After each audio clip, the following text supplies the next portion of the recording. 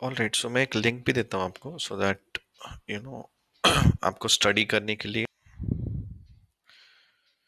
ठीक है, तो आज हम लोग स्टार्ट करते हैं बेसिक अंडरस्टैंडिंग ऑफ एसएपी। ठीक है, लास्ट टाइम तो डेमो में हमने डिस्कस किया था कि एसएपी होता क्या है। ठीक है, आज हम लोग देखेंगे इसको लॉगिन कैसे करना है, या फिर एसएपी का जो स्क्रीन है वो कैसे दिखता है। ठीक है, उसके मेन्यूज क्या है, कौन कौन से सर्वर्स होते हैं, तो ये सब आज हम लोग कवर करेंगे। ओके, तो फर्स्ट ऑफ ऑल, जैसे आप अभी जो लोग न्यू है एसएपी के लिए, उनके लिए ये काफी लाइक बेसिक्स है, बट जो ऑलरेडी काम करे तो उनको ऑलरेडी पता है। ठीक है, but still I cover this things. Okay, so देखो, ऐसे लॉगिन आइकन होता है एसएपी का। ठीक है, नेसेसरी नहीं कि ऐसे ही हो, और इसके अलग अलग आइकन है, बट आपको ऐसे एक जीयूआई मिल जाएगा। इसको बोलते हैं हम लोग जीयूआई, ग्राफिकल यूजर इंटरफेस। ठीक है, इसको GUI भी बोलते हैं, जीयूआई भी बोलते हैं, इट्स अप टू यू। ठीक है, तो ये आइकन होगा एसएपी का। जैसे आप इसके ऊपर क्लिक करोगे, अब इंडस्ट्री के अंदर आपको यहाँ पे 3 अलग-अलग सर्वर्स मिलेंगे। ठीक है, अभी यहाँ पे ये टेस्ट सिस्टम है।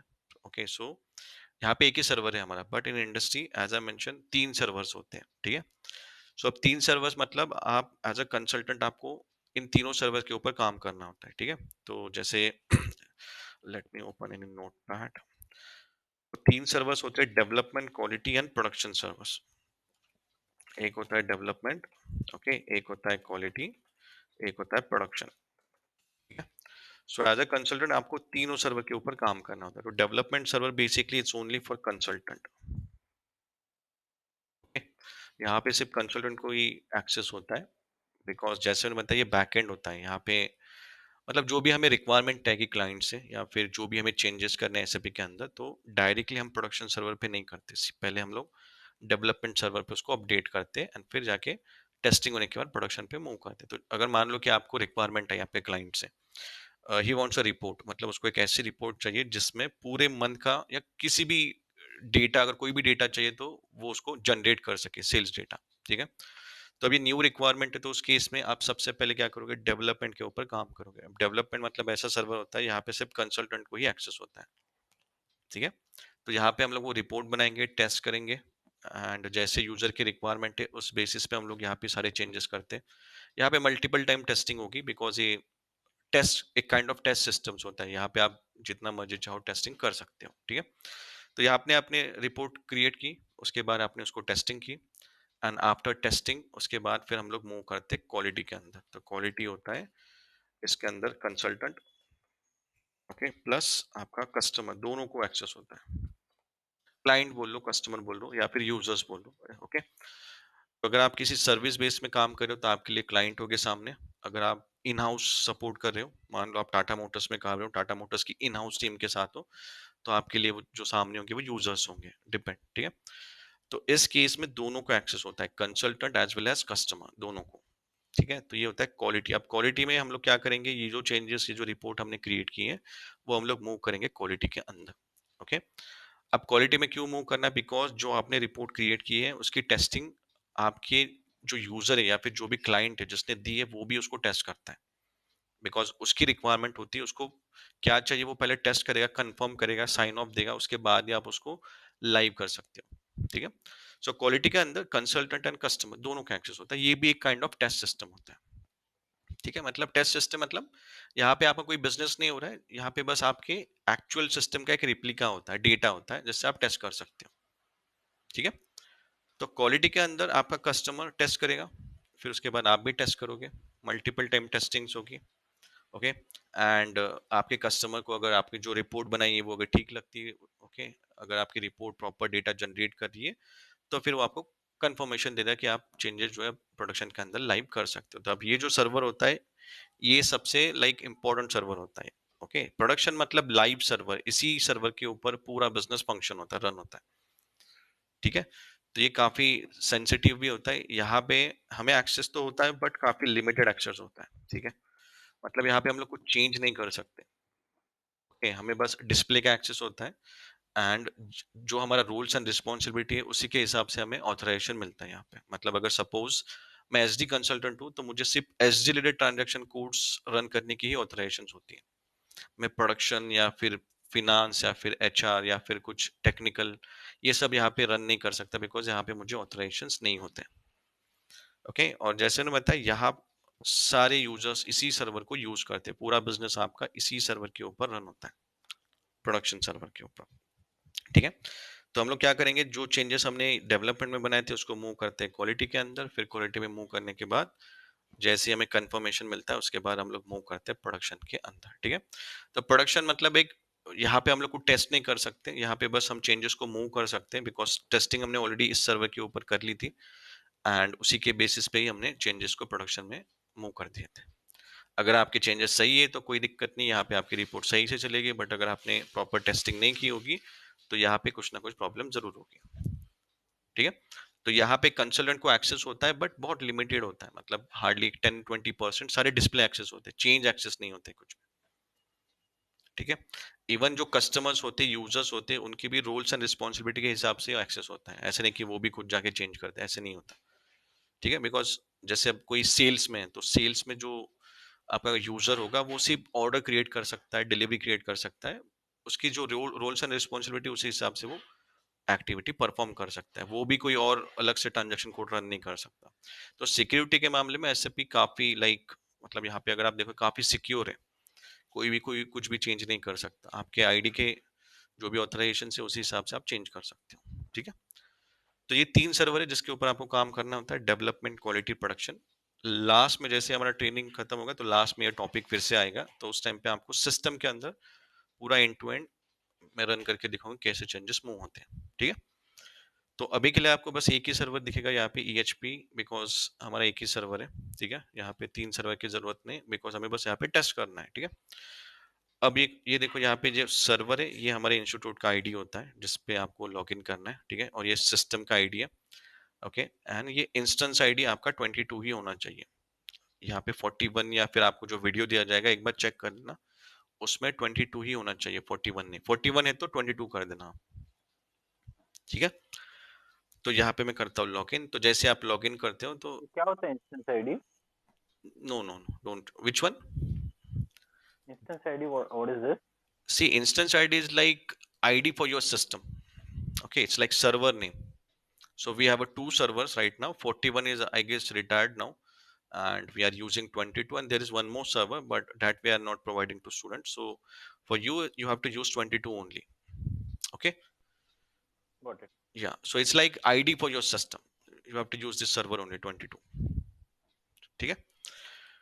Fine. So now once you log in, then you will see like screen like this. Here you will find login language. Okay. Then user ID password. So you will get the user ID password from institute and client. This client is very important. Okay. Don't change this client. It should be 800 here in institute. Okay. I mean, in this server only. But when you will work in the industry, that time you will get these clients for each server. Okay. It means हर एक server के लिए एक एक client ID होता है, मतलब अगर मैं इसकी बात करूं तो क्या होता है कि जैसे अभी डेवलपमेंट है हमारा, ठीक है। तो डेवलपमेंट के अंदर भी और सब सर्वर्स होते हैं, ठीक है। मतलब जैसे 100 करके एक सब सर्वर होता है, ठीक है। तो अब अगर आप यहाँ पे क्लाइंट आईडी जो है 100 एंटर करते हो तो उसके लिए आपका अलग से आईडी पासवर्ड होगा, बिकॉज वो सब सर्वर है डेवलपमेंट का, मतलब जो डेवलपमेंट है ये मेन आपका सर्वर है, बट उसके अंदर भी आपके अलग अलग सर्वर्स होते हैं, ठीक है। तो अब यहाँ पे अगर क्लाइंट आईडी आप 100 कर देते हो तो आप एक अलग सर्वर पे लॉग इन कर रहे हो, उसका आईडी पासवर्ड अलग होता है, ठीक है। अब 100 अगर आप कर दोगे तो इट मीन्स 100 के अंदर आप बस चेंजेस कर सकते हो, ओके। मतलब जैसे मैंने रिपोर्ट का एग्जांपल दिया था कि आपको एक रिपोर्ट क्रिएट करने की रिक्वायरमेंट आई थी, तो सबसे पहले वो रिपोर्ट आप इस 100 सर्वर के अंदर करते हो, जनरेट करते हो, बनाते हो। यहाँ पे जो भी कोडिंग हो या फिर कॉन्फ़िगरेशन हो, वट एवर इट इज, तो सबसे पहले 100 सर्वर के ऊपर आप उसको क्रिएट करोगे, ठीक है। तो ये होता है 100। तो अगर आप 100 यूज करोगे तो यहाँ पे आईडी पासवर्ड्स आपकी अलग होगी, ओके। One second.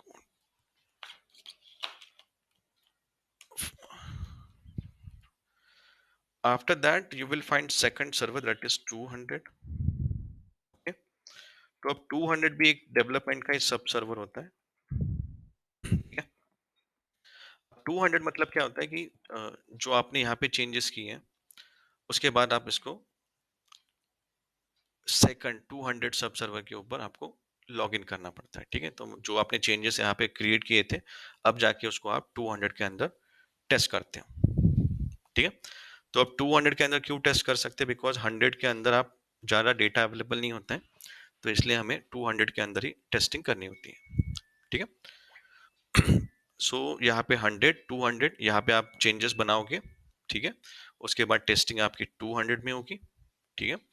एंड उसके बाद और एक सर्वर होता है 300, वो भी डेवलपमेंट का ही पार्ट होता है, डेवलपमेंट सर्वर का ही होता है। तो इसको हम लोग बोलते हैं बेसिकली सैंडबॉक्स। अब सैंडबॉक्स मतलब क्या होता है कि एक ऐसा सर्वर होता है जहाँ पे आप कोई भी कुछ भी चेंज कर सकते हो। ठीक है। बिकॉज क्या होता है, कभी कभी ऐसी रिक्वायरमेंट आती है जो डायरेक्टली आप 100 पे नहीं कर सकते, कॉम्प्लेक्स सिनेरियो होता है, तो उस केस में आपको multiple times trial and error करना पड़ता है। ठीक है। तो वो यहाँ पे इस सर्वर के ऊपर पॉसिबल नहीं हो सकता। ठीक है। तो इसलिए आपको 300 के अंदर उसको, मतलब इस 300 के अंदर हम ट्रायल एंड एरर कर सकते हैं, जितनी मर्जी चाहे, जो चेंजेस चाहे सब कर सकते हैं, यहाँ पे कोई रिस्ट्रिक्शन नहीं होता। ठीक है। बट ये सभी कंपनी में अवेलेबल नहीं होता है, हर किसी कंपनी में आपको नहीं मिलेगा। अगर आपके कंपनी में है, जो भी आप जहाँ पे भी काम करोगे, तो आपके लिए एक एडेड एडवांटेज हो जाएगा। ठीक है। तो ये जो क्लाइंट होता है उसके ऊपर भी आपका क्लाइंट सर्वर चेंज होता है। ठीक है। तो अगर 100 आप एंटर करते हो कंपनी के अंदर, तो उसके लिए अलग से आईडी पासवर्ड होगा। अगर आप 200 यहाँ पे चेंज करोगे तो उसके लिए अलग से आईडी पासवर्ड। अगर आप 300 कर दोगे तो आप लॉग इन करोगे आपके सैंडबॉक्स के अंदर। तो आपको ये क्लाइंट आईडी जो है, इसको भी याद रखना होता है। ठीक है। तो अभी के लिए यहाँ पे चेंज नहीं करना है, ये तो हमारा 800 ही रहेगा। बट इंडस्ट्री में आप जाओगे तब मेक श्योर कि आप यहाँ पे करेक्ट आईडी, करेक्ट क्लाइंट रखो यहाँ पे। ठीक है। ओके। तो उसके बाद एक आईडी पासवर्ड मिलेगा, उस आईडी पासवर्ड को केयरफुली एंटर करना है, बिकॉज ये केस सेंसिटिव होता है। अगर आप 3 बार गलत पासवर्ड एंटर कर दोगे तो आपका आईडी लॉक हो जाएगा। ठीक है। तो अगर लॉक हो जाता है तो आपको इन्फॉर्म करना है इंस्टीट्यूट को, या फिर मुझे भी कर दिया तो भी चलेगा। ठीक है। अब जैसे आप लॉग इन करोगे तो आपको ये स्क्रीन मिलेगी, इजी एक्सेस स्क्रीन, एंड ये होती है आपकी एसएपी की मेन स्क्रीन। मतलब इसी स्क्रीन से सारी एक्टिविटी परफॉर्म होती है इंडस्ट्री के अंदर। अब देखने में तो काफी सिंपल है, बट इसके अंदर बहुत सारी चीजें होती है। जैसे ये जो आपको मेन्यूज दिख रहे हैं, ये सारे मेन्यूज देखो, जैसे लॉजिस्टिक हो गई, अकाउंटिंग हो गई, एचआर हो गई। ठीक है। तो एसडी के लिए तो बेसिकली ये होता है लॉजिस्टिक। ठीक है। You see sales and distribution, जैसे जैसे आप ओपन करते जाओगे तो उसमें और टैब्स खुलते जाएंगे। ठीक है। अब ये जो SAP इजी एक्सेस स्क्रीन होती है, this is for and user, मतलब दोनों के लिए होती है। बट एंड यूजर जो एक्टिविटी परफॉर्म करते हैं वो इसी स्क्रीन से करते हैं। ओके। तो एज अ कंसल्टेंट हमें दोनों स्क्रीन की जरूरत पड़ती है। ये तो हो गई एंड यूजर के लिए, एंड इसकी बैकएंड की एक स्क्रीन होती है जो मैंने आई गेस लास्ट टाइम बताई थी, SPRO, वो होती कंसल्टेंट के लिए। ठीक है। तो एज अ कंसल्टेंट हमें दोनों स्क्रीन का एक्सेस होता है, दोनों स्क्रीन पे हमें यूज करना होता है, बिकॉज जो बैकएंड में आप चेंजेस करोगे उसका इम्पैक्ट आपको फ्रंट स्क्रीन पे जाके टेस्ट करना होता है। ठीक है। तो ये उसी यहाँ पे जैसे लॉजिस्टिक है, इसके अंदर सेल्स एंड डिस्ट्रीब्यूशन है, लॉजिस्टिक एग्जीक्यूशन का पार्ट है। फिर अपने अपने मॉड्यूल है, जैसे प्रोडक्शन हो गया, क्वालिटी मैनेजमेंट हो गए, CS हो गया, है ना। तो ये सब अपने अकाउंटिंग्स हो गए। तो हर एक मॉड्यूल का अपना अपना यहाँ पे पूरा डेटा है, एंड ये देखेंगे हम लोग वन बाय वन। बट हाँ, ये जो इजी एक्सेस स्क्रीन है, याद रखना this is for and user, जो भी एंड यूजर एक्टिविटी होगी वो सब इसी स्क्रीन से परफॉर्म होगी। जैसे अगर सेल्स की मैं बात करूँ तो आपको कोटेशन क्रिएट करना है, इसी स्क्रीन से होगा। अगर आपको कोई सेल्स ऑर्डर क्रिएट करनी है तो इसी स्क्रीन से होगी, डिलीवरी क्रिएट करनी है इसी स्क्रीन से होगी। आपको जो भी एंड यूजर है एक्टिविटी, वो सारी इसी स्क्रीन से आपको करनी है। ठीक है। उसके बाद दूसरी स्क्रीन जो होती है, जिसको सिर्फ कंसल्टेंट को एक्सेस होता है, वो होती है SPRO। SPRO, जैसे आप इसको, ये ट्रांजैक्शन कोड याद रखना है आपको। SAP को एक्सेस करने के दो वे होते हैं। ठीक है। एक तो होता है पाथ, जैसे अगर आप देखोगे ये लॉजिस्टिक, अगर मैं इसको ओपन करूं एंड फिर सेल्स एंड डिस्ट्रीब्यूशन। ओके। अगर मुझे सपोज कोटेशन क्रिएट करना है, so I need to open all this path, जैसे sales and distribution, logistic, material management, and then sales. Okay. Then if you see this quotation, तो अगर मैं यहाँ पे इसको क्लिक करता हूँ तो सिस्टम मुझे कोड क्रिएशन के लिए स्क्रीन पे लेके आता है, क्रिएट कोटेशन। ओके। तो ये हो गया, ये एक आपका पहला वे है एक्सेस करने का। और दूसरा वे जो रिकमेंडेड है वो है ट्रांजैक्शन कोड्स। ठीक है। अगर आपको ट्रांजैक्शन कोड्स पता है तो आप किसी भी स्क्रीन को इजीली एक्सेस कर सकते हो। ओके। तो अगर सपोज मुझे कोटेशन क्रिएट करना है तो सेम, अगर मैं यहाँ पे ट्रांजैक्शन कोड एंटर करता which is VA21 to create quotation. अब देखो ये चार्ट बॉक्स होता है, एक चार्ट बॉक्स के अंदर आप जो भी ट्रांजैक्शन कोड्स एंटर करोगे तो वो चैट बॉक्स आपका वो ट्रांजैक्शन कोड ओपन कर देता है, ठीक है। तो देखो मैं जैसे ही यहाँ पे VA21 एंटर करता हूँ, सेम स्क्रीन ओपन हो जाएगी, ठीक है। तो ये काफी शॉर्टेस्ट एंड फास्टेस्ट वे होता है टू एक्सेस द स्क्रीन, ठीक है। तो अगर आपको ट्रांजैक्शन कोड्स याद रहते तो वेल एंड गुड। वैसे मैं आपको पूरी लिस्ट दूंगा, जो भी इंपॉर्टेंट ट्रांजैक्शन कोड्स है वही आपको याद रखना है। वैसे तो बहुत सारे हैं, मोर देन 100 ट्रांजैक्शन कोड्स है, बट इतना याद रखने की जरूरत नहीं है। मैं आपको एक लिस्ट यहाँ पे ऑलरेडी है, वो लिस्ट जो हमारा गूगल ड्राइव है। तो यहाँ पे आप यू सी, ये जो फाइल है इसके अंदर जो भी इंपॉर्टेंट ट्रांजैक्शन कोड्स जो आपको याद रखने, वो इस फाइल के अंदर है, ठीक है। तो आप इसकी प्रिंट आउट भी निकाल सकते हो, या फिर जैसे जो भी येलो हाईलाइटेड आपको दिख रहे हैं, ये सारे इंपॉर्टेंट है, सारे, ठीक है। बाकी जो हाईलाइटेड नहीं है वो आप उसको ऑप्शनल रख सकते हो, इतने मैंडेटरी नहीं है वो, ठीक है। तो ये आप फाइल जाके चेक कर सकते हो, ठीक है। तो transaction code only easy access में ही यूज होता है या फिर एसपीआरओ नो जो नो, बैकएंड एस का पी स्क्रीन आर है ओ उस भी, पे भी यूज दोनों होता है? दोनों बोथ बोथ, दोनों जगह पे you can access, like in here also in easy access, and if you want to access that backend implementation screen, if you know transaction, if you know the transaction code, you can also access that, okay। सो यहाँ पे जो है दोनों भी है, मतलब easy access screen plus SPRO दोनों के ट्रांजैक्शन कोड्स है, ठीक है। इट्स द सेम और it's the different for example जो कोटेशन का VB21 आपने डाला hmm. For the backend screen. No no, same ही रहेगा ना। आई मीन सी, अगर आपको कोड क्रिएट करना है तो सेम ही ट्रांजैक्शन कोड रहेगा, VA21 ही रहेगा। हाँ, बट अगर आपको कॉन्फ़िग करना है कोटेशन को, तो उसका ट्रांजैक्शन कोड अलग है। कॉन्फ़िग इट मींस अगर आपको कुछ सेटिंग चेंज करनी है उस कोटेशन के जो डिजाइन है, या फिर उसका जो लेआउट है, या फिर उसके जो फील्ड्स हैं, उसमें अगर कुछ मॉडिफिकेशन करना है आपको, then for that we have different transaction codes, ठीक है। तो वो आता है इस एसपीआरओ के अंदर, इम्प्लीमेंटेशन गाइड के अंदर, ठीक है।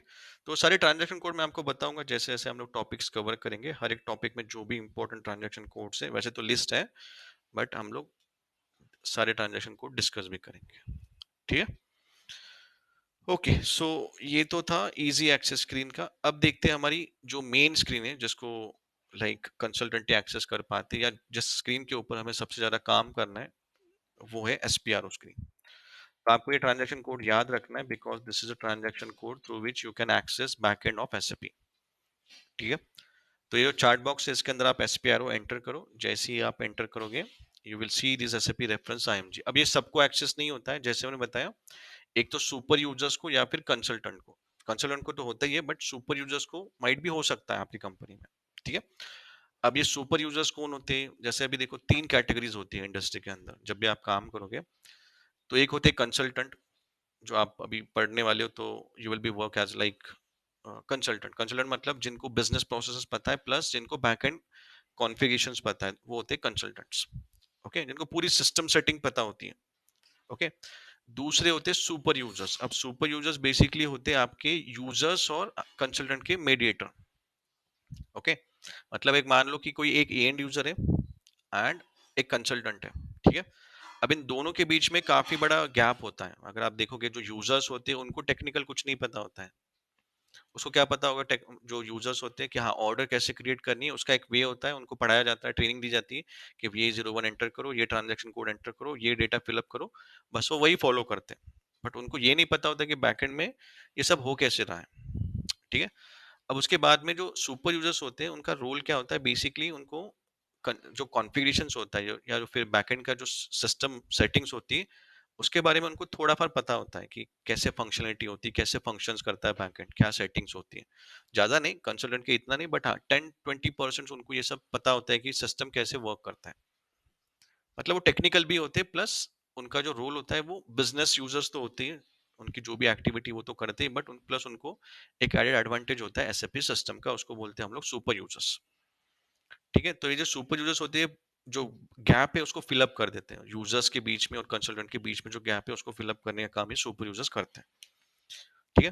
तो सुपर यूजर्स मतलब नॉट अ कंसल्टेंट, वो एक बिजनेस यूजर्स होते हैं, बट 10-20% उनको आइडिया होती है सिस्टम के बारे में, ठीक है। तो अगर कोई नई रिक्वायरमेंट आती है, जैसे मान लो कि अब टैक्सेस चेंज हो गए हमारे यहाँ पे, अब जीएसटी एप्लीकेबल हो गया 2016 से, राइट। अब ये जो चेंजेस है सिस्टम के अंदर, आपके बिजनेस के क्या क्या चेंजेस आएंगे, ये सब किसको पता होगा? सुपर यूजर्स को। वो बताएगा आपको कि क्या चेंज करना है, कैसे चेंज करना है, कैसे टैक्सेशन होना चाहिए, ये किसको बताएंगे? कंसल्टेंट को, बिकॉज कंसल्टेंट को बिजनेस के बारे में इतना नहीं पता होता है कि उनको क्या रिक्वायरमेंट है। बट जो सुपर यूजर्स होते हैं वो जो आपकी बिजनेस होते हैं उसके कोर यूजर्स होते हैं, उनको सब पता होता है कि क्या एग्जैक्टली exactly कैसे फंक्शंस होना चाहिए, कैसे टैक्सेस एप्लीकेबल होने चाहिए, सब उनको पता होता है। ठीक है, तो सुपर यूजर्स हो गए, उसके बाद लास्ट में होते हैं यूजर्स। अब यूजर्स मतलब एंड यूजर्स होते हैं, जिनकी एक्टिविटी जो भी उनका रोल एंड रिस्पॉन्सिबिलिटी होगी उस हिसाब से वो एक्टिविटी करते हैं। जैसे सेल्स में हो अगर आप हो तो आप सेल्स की एक्टिविटी परफॉर्म करेंगे, कोई प्रोडक्शन में है, तो वहां पे वो लोग प्रोडक्शन ऑर्डर क्रिएट करना, प्रोडक्शन डिलीवरी, ओके, वो सब एक्टिविटी परफॉर्म करेंगे। ठीक है, तो जो भी यूजर्स होते हैं उनको जब कोई प्रॉब्लम आएगा, इशू आएगा, तो वो सीधा आपके पास आएंगे। सपोज कोई कोटेशन बना रहा है बट कोटेशन में प्राइसिंग नहीं आ रही है। ठीक है, अगर आप लोगों ने अभी आप लोग हो एक्सपीरियंस, ठीक है, तो आपको पता होगा कि अगर आपको कोई इशू आता है तो आप कहाँ जाते हो? कंसल्टेंट के पास में, बिकॉज कंसल्टेंट कौन होता है? He is knowledgeable in back and system, उसको पता है कि प्राइसिंग क्यों नहीं आ रही, वो आपका इशू चेक करके उसको सॉल्व करेगा। मतलब क्या कि कोई इशू फिक्स कर रहे हैं, बिल्कुल। मतलब बिजनेस स्मूथली रन कर रहे हैं। मान लो अगर कोटेशन नहीं बन रहा है आपका, तो क्या होगा? सब सारे जितने भी आपके पूरा यूनिट है, या मान लो आपका कोई ऑफिस है उसके अंदर किसी का भी कोटेशन क्रिएट नहीं हो रहा है, तो क्या होगा? अगर कस्टमर को आप कोटेशन नहीं दोगे ऑन टाइम, तो क्या होगा? वो किसी और के पास चला जाएगा, राइट? तो इसका मतलब क्या है कि अगर आपका सिस्टम थोड़ी देर के लिए भी स्टॉप हो जाता है या कुछ प्रॉब्लम्स आती है, तो इसका इम्पैक्ट सीधा आपके बिजनेस पे पड़ता है। ओके, तो मान लो कि आपके पूरे एरिया के अंदर, मान लो पुणे रीजन है, पुणे रीजन के अंदर कोई भी कोटेशन क्रिएट नहीं कर पा रहा है। ओके, एंड अगर आपने ऑन टाइम कोटेशन नहीं दिया तो ऑफ कोर्स कस्टमर किसी और दूसरे कंपनी के पास चला जाएगा। तो इसका मतलब क्या है कि कंसल्टेंट जो होता है उसका रोल काफी इंपॉर्टेंट होता है, बिकॉज उसको जो है इशू ऑन टाइम सॉल्व करना होता है, उसको एक टाइमिंग दिया जाता है। अब डिपेंड कि आपको जो इशू आता है उस पर इम्पैक्ट कितना है। अगर इम्पैक्ट सिवियर है, क्रिटिकल है, तो 4 आवर्स के अंदर इशू सॉल्व करना पड़ता है।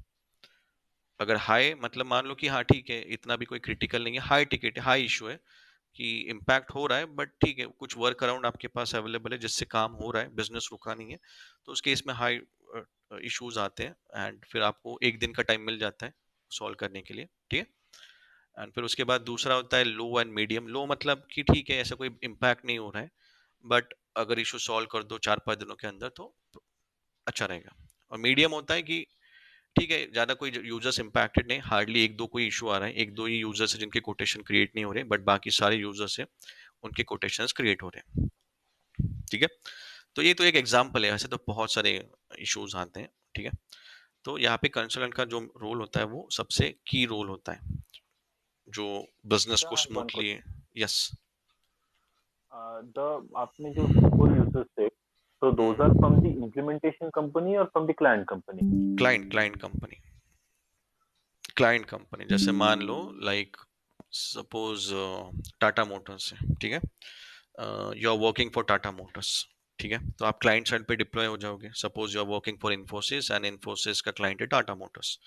ओके, सो आपको डिप्लॉय कर दिया जाएगा टाटा मोटर्स के अंदर, बिकॉज वहां पे आपको जाके सपोर्ट देना है। ठीक है, तो अब टाटा मोटर्स के जो भी यूजर्स होंगे, ओके, सुपर यूजर्स मतलब टाटा मोटर्स के अंदर भी यूजर्स की कैटेगरी होगी, तो उसमें जो जिसको एसएपी की नॉलेज है अच्छे से, उनको कर दिया जाता है सुपर यूजर्स, बिकॉज उनको सिस्टम भी पता है और उनको बिजनेस भी पता है।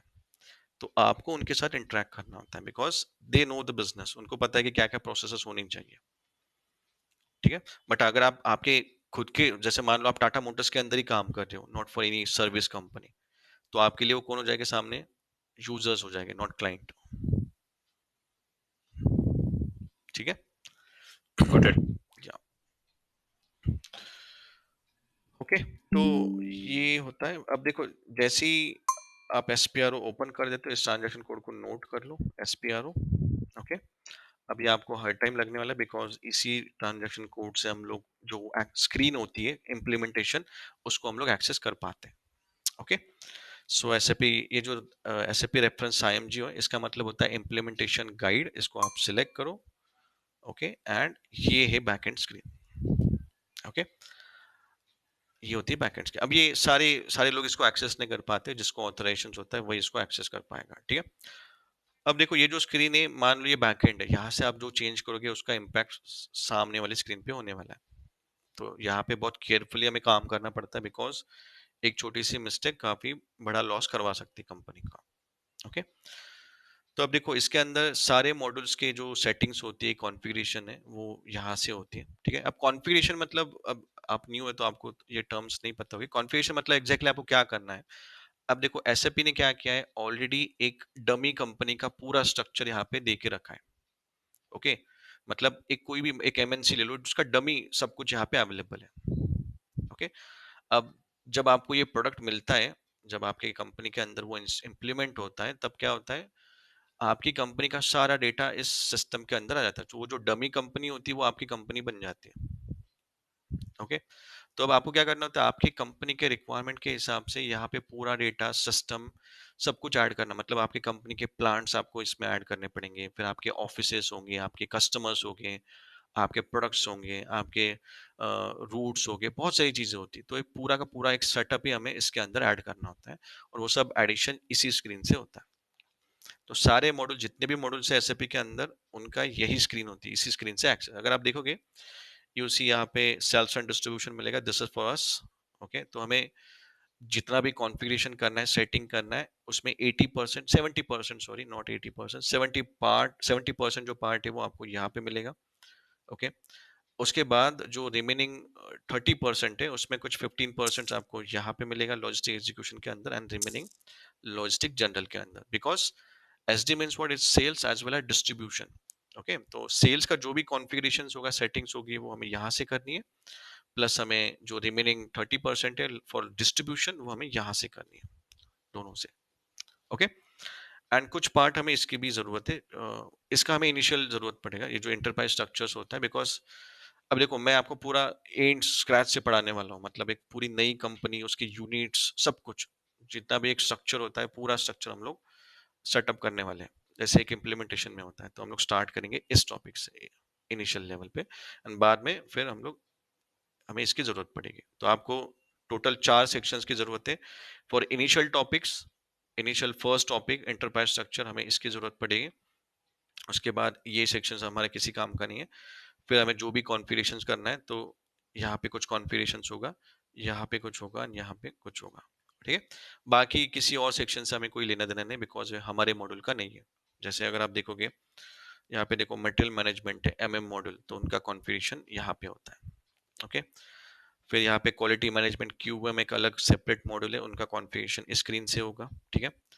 फिर सीएस एक अलग मॉड्यूल है, कस्टमर सर्विस, ओके? तो ये एसडी का ही पार्ट है बेसिकली, बट एक अलग सेपरेट मॉड्यूल है जो काफ़ी डिमांड में है, सीएस। तो एक छोटा-सा मॉड्यूल है, बट उसका भी से जो कॉन्फ़िगरेशन है वो इसी स्क्रीन से है, ठीक है? फिनांस के लिए यहाँ से होगा, जो भी फिनांस की एक्टिविटी होगी, ठीक है? फिर उसके बाद एचआर अगर आप देखोगे तो नीचे देखो पेरोल, टाइम मैनेजमेंट, ये सब एचआर है, ठीक है? एंड फिर प्लांट मेंटेनेंस एक यहाँ पे एक अलग से मॉड्यूल है उसका भी, मतलब सारे मॉड्यूल्स ही आपको इसी स्क्रीन से आपको कॉन्फ़िग करने हैं, ओके? ऑलराइट, सो ये तो हो गया एक्सेस टू एसपीआरओ, ठीक है? अब थोड़ा सा जो स्क्रीन से उसको भी समझ लेते हैं कि ये जो मेन्यूज है, आइकन है, इनका क्या यूज होता है, ठीक है?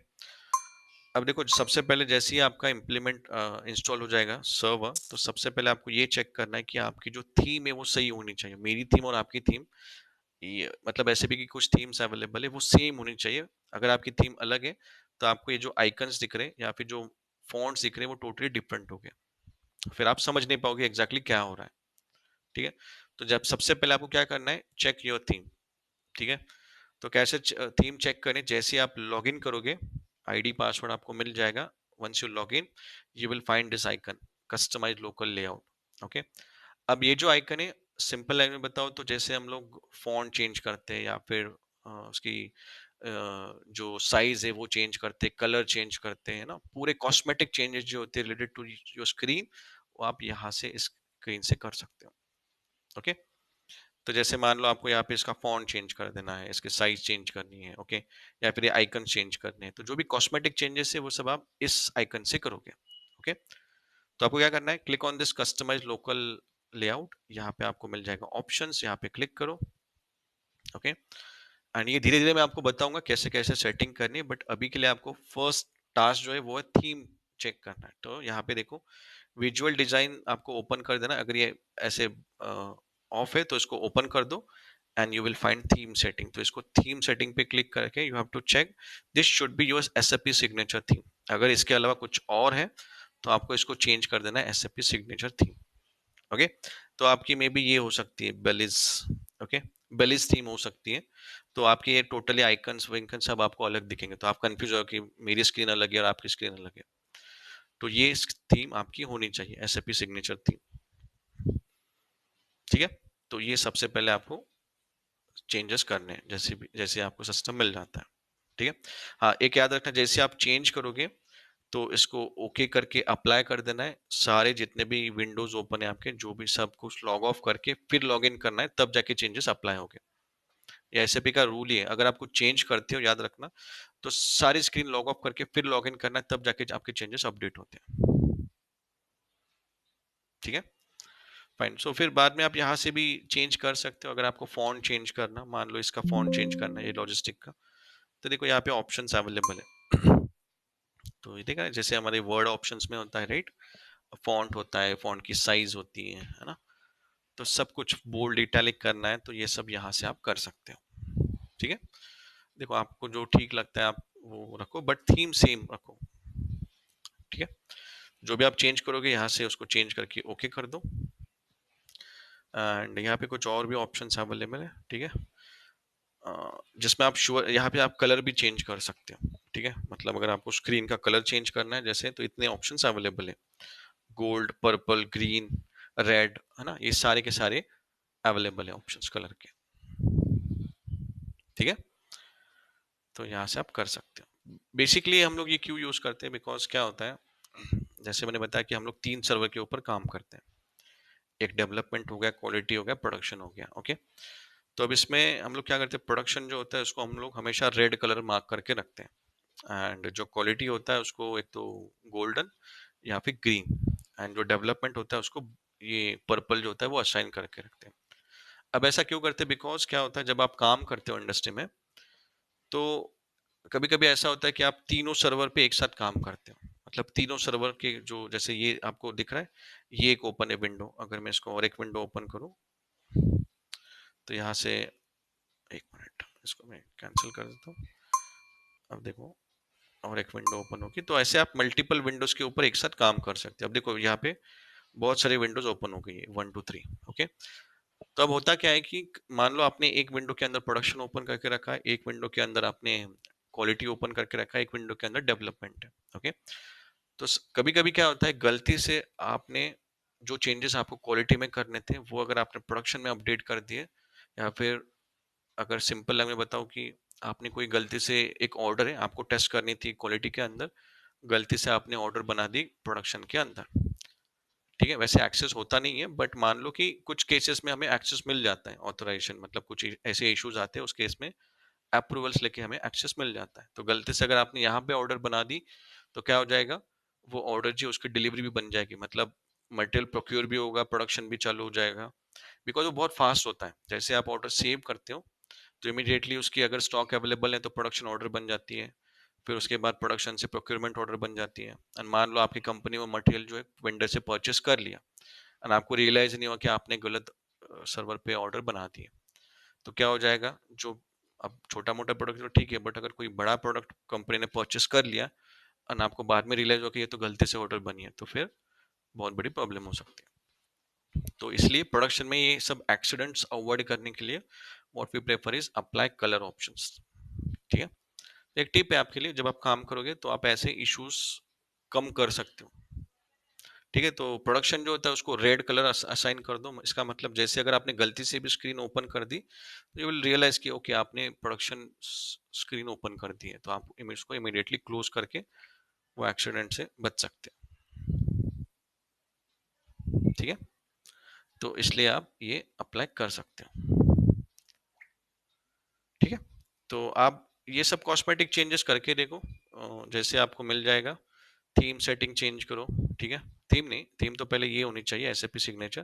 फिर फॉन्ट चेंज करके देखो, कलर ब्रांडिंग चेंज करके देखो। ठीक है, कलर अप्लाई करके देखो आपके स्क्रीन के ऊपर।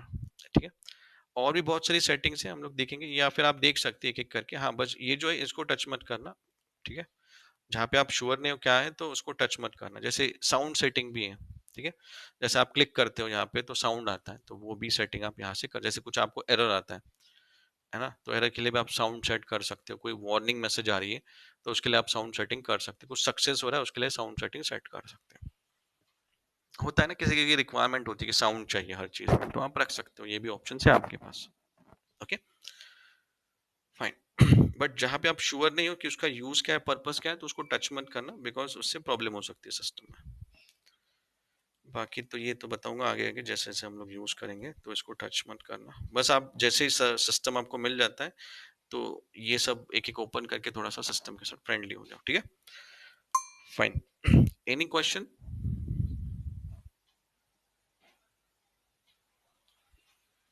No? No sir. Okay, fine.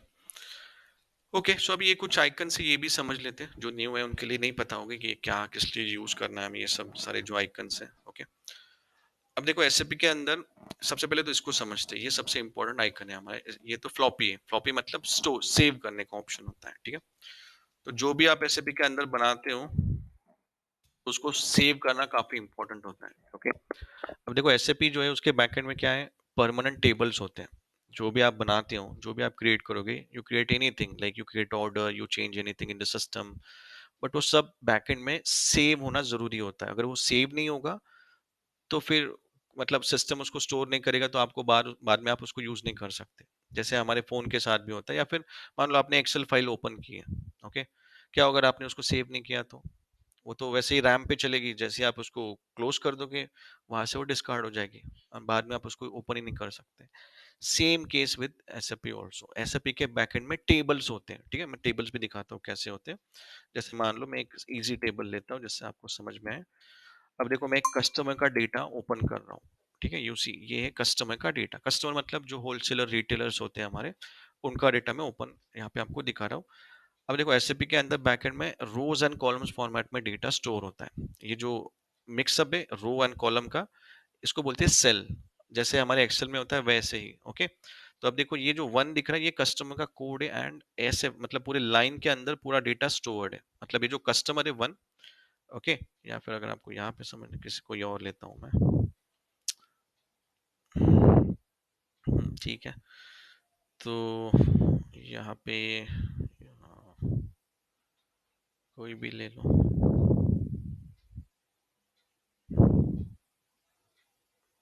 है ना? तो देखो सारे कस्टमर्स के नेम है आपके, ओके? एंड अगर आपको जो देख रहा है, तो एक जो कस्टमर है, मान लो ये कस्टमर है हमारा, उसका जो डेटा है वो इस रो के अंदर पूरा का पूरा डेटा उसका स्टोर है। मतलब जो कस्टमर है उसकी पूरी डिटेल्स आपको इस रो के अंदर मिल जाएगी। अब ये क्या है, ये टेबल्स, ये बैकएंड डेटाबेस है एसएपी का, जिसके अंदर आपका डेटा स्टोर होता है, ठीक है? तो ये सब मैं क्यों बता रहा हूँ, बिकॉज जब आप कोई भी चीज क्रिएट करोगे या कुछ मतलब आपने कॉन्फ़िग किया, चेंजेस किया, कोई रिकॉर्ड बनाया, तो आपको क्या करना है, उसको सेव करना है। तो अगर आप सेव नहीं करोगे, तो देखो कोई मतलब उसका मतलब नहीं होता। अभी यहाँ पे ग्रेड आउट है बिकॉज ये रिपोर्ट है, रिपोर्ट को हम लोग सेव नहीं कर सकते, ये बस डेटा दिखा रहा है हमें, ओके? बट अगर यहाँ पे कुछ ऐसा होता कि जिसको हमें सेव करने की जरूरत है, तो सिस्टम इसको एक्टिवेट कर देता, ठीक है? तो देखो मैं आपको एक्टिवेट करके दिखाता हूँ, जैसे अभी एक्टिवेट हो गया, ओके? तो जो भी आप चीज क्रिएट करोगे, don't forget to save your changes, okay? अगर आप सेव नहीं करोगे तो आपके चेंजेस डिस्कार्ड हो जाएंगे, एंड बाद में फिर आप उसको एक्सेस नहीं कर सकते। तो ये जो फ्लॉपी ऑप्शन है, this is for save, okay? उसके बाद ये कुछ आइकन से back, exit and cancel. Back मतलब सिंपल, अगर आपको स्क्रीन से ही बैक आना है, ठीक है, तो आप इसके ऊपर क्लिक कर दो तो आप प्रीवियस स्क्रीन पे आ जाओगे। मतलब प्रीवियस स्क्रीन जो भी होगी आपकी, उस स्क्रीन पे आप आ जाओगे अगर आप उसका यूज करते हो बैक का, तो ओके? सो ये आइकन है बैक का। उसके बाद एग्जिट, मान लो आपको इस पूरे स्क्रीन से एग्जिट हो जाना है, आपको कुछ सेव नहीं करना है, एग्जिट कर देना है सब कुछ। तो इससे क्या होता है, आपके जो सर्वर है उसकी सारी स्क्रीन एग्जिट हो जाएगी। मतलब मान लो कि आपने डेवलपमेंट सर्वर की सारी स्क्रीन ओपन करके रखी है, जैसे अभी अगर आप देखोगे तो यहाँ पे मल्टीपल स्क्रीन ओपन है। तो अगर आप यहाँ पे एग्जिट कर दोगे तो आपकी सारी स्क्रीन एग्जिट हो जाएगी, आप उस सर्वर से एग्जिट हो जाओगे, ओके? तो इसको भी यूज़ तभी करना है जब आप सच में श्योर हो कि आपको एग्जिट करना है। अगर आप एग्जिट पे क्लिक कर दोगे ना, आपको कुछ सेव करना था, तो आपका डेटा सेव नहीं होगा, तो वो एक डिसएडवांटेज है, ओके? उसके बाद कैंसल। कैंसल मतलब आपको जैसे मान लो आप यहाँ पे कुछ एक्टिविटी परफॉर्म कर रहे हो और आपको वो एक्टिविटी कैंसिल करनी, मान लो आपने कुछ रिपोर्ट रन करने के लिए लगा दी, मतलब आपने ये मान लो एक रिपोर्ट है एंड उस रिपोर्ट में आपने बहुत सारा डेटा डाल दिया, आपको पूरे साल का डेटा देखना है, ओके, एंड वो आपने रिपोर्ट एग्जीक्यूट कर दी। अब वो रिपोर्ट में डेटा बहुत होगा तो आपको उसको बहुत टाइम लगेगा एग्जीक्यूट होने में, 1 घंटा 2 घंटा भी लग सकता है। तो अब फिर क्या करोगे, आपको स्टॉप करना है इन बिटवीन। तो आप अगर इस कैंसिल के ऊपर क्लिक करते हो तो जो भी एक्टिविटी आपकी परफॉर्म हो रही, रन हो रही है सिस्टम के ऊपर, वो स्टॉप हो जाएगी। ठीक है, तो उस केस में आपको कैंसिल आइकन यूज करना है। ठीक है, so this is back, this one is exit, this one is cancel, cancel the activity. Okay, उसके बाद ये आइकन जो है ये प्रिंट। अगर आपको स्क्रीन के ऊपर ऐसा कुछ है जो आपको प्रिंट करना है तो आप इस आइकन को यूज करके प्रिंट कर सकते हैं। ठीक है, अब जैसे मान लो मैं इसको एग्जीक्यूट करता हूँ, ये डेटा आ गया। ओके, तो अब देखो यहाँ पे ये इनएक्टिव है बिकॉज यहाँ पे वो आइकन अवेलेबल है, यू सी सेम आइकन है, अगर आप देखोगे तो इट्स सेम दोनों भी। ठीक है, तो प्रिंट मतलब मान लो मुझे इसकी प्रिंट करनी है, पूरा का पूरा डेटा, एक डेटा है, मुझे इसका प्रिंट करना है। तो अगर मैं सिंपली इसके ऊपर क्लिक करता हूँ तो यू सी मुझे मेरे प्रिंटर का आईडी देना है यहाँ पे, जो भी प्रिंटर होगा आपका कनेक्टेड सिस्टम के अंदर, उसका आईडी आपको यहाँ पे मेंशन कर देना है। एंड आप जैसे प्रिंटर आईडी दे दोगे, यहाँ पे आप कॉपीज भी सेट कर सकते हो। ठीक है, पेज नंबर भी सेट कर सकते हो। ठीक है, एंड इसको एग्जीक्यूट कर सकते हो। ठीक है, तो अब ये एसएपी स्पूल ओनली, स्पूल मतलब क्या होता है, एक जॉब होता है। ठीक है, मतलब एसएपी को जो आपने कमांड दी है उसका एक जॉब क्रिएट होता है, वो जॉब जाके वहाँ पे सेट हो जाता है। अगर मान लो बहुत सारी प्रिंटिंग की रिक्वेस्ट है तो क्या होता है, वो जो जॉब्स होते हैं वो वन बाय वन सिस्टम को एक्टिवेट करते जाते हैं, मतलब जैसे फर्स्ट कम फर्स्ट सर्व। ठीक है, तो जिसकी कमांड पहले गई होगी उसकी रिक्वेस्ट पहले प्रिंट होगी, जिसकी लास्ट में कमांड गई होगी उसकी जो रिक्वेस्ट है वो लास्ट में कवर होती है। तो ये जो स्पूल जो होता है, स्पूल मतलब एक जॉब होता है, एक काइंड ऑफ एक प्रोग्राम होता है, वो एक्टिविटी को कैप्चर करके रखता है, उसको स्पूल बोलते हैं हम लोग। तो वो जो स्पूल होता है वो 4 आवर्स के लिए एक्टिव रहता है। मान लो कि 4 आवर्स के अंदर आपकी एक्टिविटी परफॉर्म नहीं होगी तो वो स्पूल कैंसिल हो जाएगा। ठीक है, सो आप यहाँ से भी प्रिंट कर सकते हो। Okay, any question? No sir. No sir. ठीक है, सो ये हो गया आपका प्रिंट का ऑप्शन। ठीक है, तो यहाँ से आप प्रिंट कर सकते हो। उसके बाद दूसरा जो आइकन है, फाइंड। फाइंड मतलब आपको स्क्रीन के ऊपर, जैसे अब मैं इसको एग्जीक्यूट करता हूँ। ठीक है, अब देखो मुझे यहाँ पे कुछ ऐसा वर्ड फाइंड करना है, बहुत सारा डेटा है। ठीक है, तो अब मैं कैसे फाइंड करूँ यहाँ पे? तो फिर आप इस केस में इसका ऑप्शन यूज, ये ऑप्शन फाइंड का, जैसे हमारे एक्सेल में होता है फाइंड, वैसे ही ये ऑप्शन है फाइंड। तो आप चाहो, जो भी चाहो, जो भी आपके पास वर्ड है या फिर आपके पास 2-3 लेटर है, जो कुछ भी हो, आप यहाँ पे उसको सर्च कर सकते हो। ठीक है, तो आप बस यहाँ पे डाल दो, जैसे मान लो मुझे सर्च करना है कि यहाँ पे ये वर्ड कहाँ पे। ओके, यू सी, अब जैसे ही मैंने क्लिक किया तो यहाँ पे हाईलाइट कर रहा है कि यहाँ पे अवेलेबल है। ओके, अब मान लो कि अब यहाँ पे सर्च करने का भी एक वे होता है एसएपी के अंदर। ओके, अब मान लो कि आपको ऐसा वर्ड ढूंढना है जिसके अंदर एस एच अवेलेबल हो, सिर्फ एस एच। ठीक है, तो आप फिर ऐसे कर सकते हो, जैसे मान लो स्टार देना है आपको। ठीक है, जो भी वर्ड या फिर लेटर आपको ढूंढना है, जैसे मान लो मुझे एस एच फाइंड करना है तो मैं स्टार पहले दूंगा, उसके बाद एस एच दूंगा, फिर उसके बाद और एक स्टार लगाऊंगा। तो इसका मतलब ये होता है, आप सिस्टम को ये कमांड दे रहे हो कि जो भी वर्ड होगा जिसके अंदर एस एच अवेलेबल है उसको सर्च करके दिखाऊं। ठीक है, जैसे आप एग्जीक्यूट करोगे तो जो भी यहाँ पे जितने भी वर्ड्स हो गए एस एच, उनकी लिस्ट आ जाएगी आपके सामने। ठीक है, तो ये ऑप्शन आप यूज करके देखो, फाइंड ओनली एंटायर वर्ड्स और वैल्यू, ये भी, इससे भी आप एग्जैक्ट सर्च कर सकते हो। Display number of hits and all. ठीक है, ये भी कर, डिस्प्ले नंबर ऑफ हिट्स मतलब ये जो एस एच वर्ड है कितने सारे रिकॉर्ड्स में अवेलेबल है, तो इससे आपको नंबर दिख जाएगा कितने नंबर्स में ये अवेलेबल है। ओके, तो ये भी काफ़ी हेल्पफुल सा ऑप्शन एसएपी ने प्रोवाइड किया है, वैसे सभी में होता है बट हाँ यहाँ पे काफ़ी हेल्पफुल होता है फाइंड का ऑप्शन। सर ये सुशील के जो आपने सर्च किया, अगर हम्म हमें इसका नेक्स्ट नेक्स्ट करना है तो वो कैसे करते हैं? यूजुअली हम एक्सेल में जैसे नेक्स्ट का है हम्म। ऑप्शंस, हाँ तो यहाँ फॉर पे एग्जांपल ये एक रो में है सुशील और नीचे रो में होगा तो वो कैसे फाइंड हाँ होगा? तो वो क्या करता है, जैसे मान लो अब जैसे उसने यहाँ पे हाईलाइट कर दिया। ठीक है, अब उसके बाद आप हाँ, फिर से ओके करो तो वो क्या करेगा, नेक्स्ट वाला ढूंढेगा सुशील, तो वो नेक्स्ट वाले इस पे चला जाएगा और आपको यहाँ पे दिखाएगा नंबर ऑफ हिट एंट्रीज 2। ठीक है, अगर आपने फिर से ओके किया तो वो तीसरी एंट्री ढूंढेगा। तो ऐसे वो करते करते जितनी बार भी आप क्लिक करोगे हर टाइम वो आपको दिखाएगा कि कहाँ कहाँ वो अवेलेबल है। ओके, जैसे मान लो मैंने यहाँ पे आप कर लिया ऐसा सुशील, ठीक है, एल के, मैं जैसे इसको हिट करता हूँ तो वो यहाँ पे दिखाता है। अभी तो एक ही है, यू सी हिट डिस्प्ले एक ही है, बट अगर मल्टीपल्स हो गए तो वो जो विंडो है वो क्लोज नहीं होगी, वहाँ पे आपको फिर से बोलेगा कि आपको और आगे ढूंढना है। आप जैसे उसके ऊपर क्लिक करोगे यस में, तो वो और दूसरा वाला भी आपको सर्च करके दे देगा।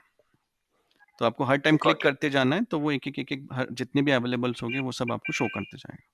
हाँ, वही कंफ्यूजन हुआ बिकॉज़ वो विंडो क्लोज़ हो गई थी ना। हाँ, सो नहीं नहीं, दैट्स अभी व्हाई आई अभी तो आस्क्ड। एक हाँ, ही है इस गॉट इट, सिस्टम गॉट को। इट। हाँ ठीक है, या, फाइन। सो ये तो क्या काफी हेल्पफुल ऑप्शन है फाइंड। फाइंड ये भी यूज कर सकते हो, फाइंड नेक्स्ट, ठीक है, इससे भी आप नेक्स्ट नेक्स्ट जो भी आपको सर्च करना है, अभी जो आपने पूछा वो इस आइकन से भी आप कर सकते हो, फाइंड नेक्स्ट। उसके बाद ये कुछ आइकन से पेज अप एंड डाउन, ठीक है, तो जैसे अगर आपको मान लो आपने कुछ, अब जैसे ये है, ठीक है, उसमें बहुत सारा डेटा है, यू सी, ये पेजेस है बेसिकली। ओके, तो आप यहाँ से भी कर सकते हो। मान लो आपको फर्स्ट पेज पे जाना है सीधा, तो आप यहाँ पे क्लिक कर दो, सीधा आप फर्स्ट पेज पे आ जाओगे इस आइकन को यूज करके। अगर आपको पेज डाउन करना है, नेक्स्ट पेज पे जाना है, तो आप, सॉरी, आपको फर्स्ट पेज प्रीवियस पेज पे जाना है, तो आप इससे पेज अप एंड डाउन दोनों से कर सकते हो। ये है प्रीवियस पेज, ये है आपका नेक्स्ट पेज, इससे भी आप कर सकते हो, ठीक है। और लास्ट वाला जो है वो लास्ट पेज है, अगर आपको सीधा लास्ट पेज पे जाना है तो आप इससे भी सीधा लास्ट पेज पे जा सकते हो।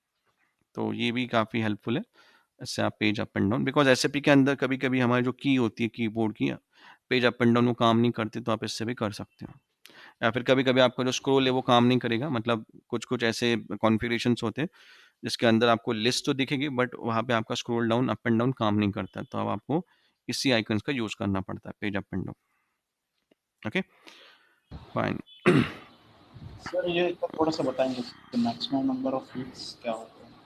ये वाला, ये वाला, मैक्सिमम नंबर ऑफ हीट, हाँ। ये अच्छा, ये तो अभी ठीक है, मैं बाद में बताने वाला था, बट ठीक है। अब देखो मैक्सिमम नंबर ऑफ हिट्स मतलब क्या होता है कि अब ये जो मैंने टेबल लिया, अब टेबल मतलब ये आपके लिए काफ़ी अर्ली हो जाएगा, बट मतलब इतना समझो कि मैं कोई डेटा निकाल रहा हूँ सिस्टम में से, ठीक है। अब सिस्टम की भी एक कैपेसिटी, मतलब आप सिस्टम को जितना इनपुट दोगे उस हिसाब से वो आपको डेटा देगा।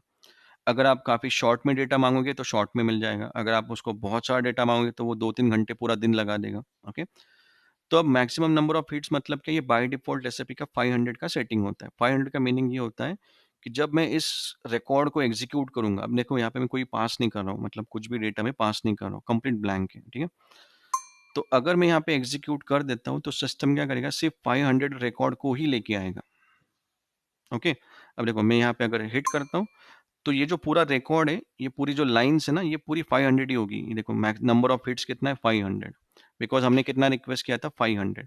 तो अगर आप देखोगे तो विदिन अ सेकंड हमें ये मिल गया, बिकॉज़ हमने सिर्फ 500 डेटा का ही रिक्वेस्ट किया था, राइट? बट अगर मैं यहाँ से इसको रिमूव कर दूँ, तो अब क्या होगा, सिस्टम जितना भी रिकॉर्ड होगा इस टेबल के अंदर, वो पूरा का पूरा लेके आएगा। बट अगर डेटा हेवी होगा तो बहुत टाइम लगेगा। अगर देखो, अगर मैं इसको एग्ज़ीक्यूट करूँ तो थोड़ा-सा डिले तो होगा। देखो, जैसे पहले 500 का एकदम क्विकली आ गया था, अभी यहाँ पे थोड़ा टाइम उसने लिया। फिर भी काफ़ी कम रिकॉर्ड है, 67,000 ही डेटा है, बहुत कम है फॉर सिस्टम, बट इंडस्ट्री के अंदर बहुत सा, ये तो 1 दिन का डेटा होता है इंडस्ट्री के अंदर, ठीक है? तो इंडस्ट्री के अंदर ये ऐसा, अगर आप विदाउट नंबर ऑफ, अगर आप रिस्ट्रिक्शन नहीं लगाओगे तो बहुत टाइम लगेगा आपको डेटा मिलने में, ठीक है? तो मैक्सिमम नंबर ऑफ हिट्स मतलब आपको कितना रिकॉर्ड चाहिए। अब मुझे सिर्फ 1000 चाहिए, मान लो, मुझे ज़्यादा नहीं चाहिए, मुझे बस देखना है कि पहले 1000 कस्टमर्स कौन से हैं मेरे। तो मैंने क्या किया, यहाँ पे सिस्टम को बताया, मुझे सिर्फ 1000 डेटा ही देखना है, सारा नहीं, सब कुछ नहीं, सिर्फ 1000 रिकॉर्ड्स ही मुझे दिखाओ। अब देखो मैं अगर इसको एग्जीक्यूट करूँगा, तो ये जो डेटा है, ये जो लाइन्स होगी, ये 1000 लाइन्स होगी यहाँ पे, ठीक है? You can see number of hits.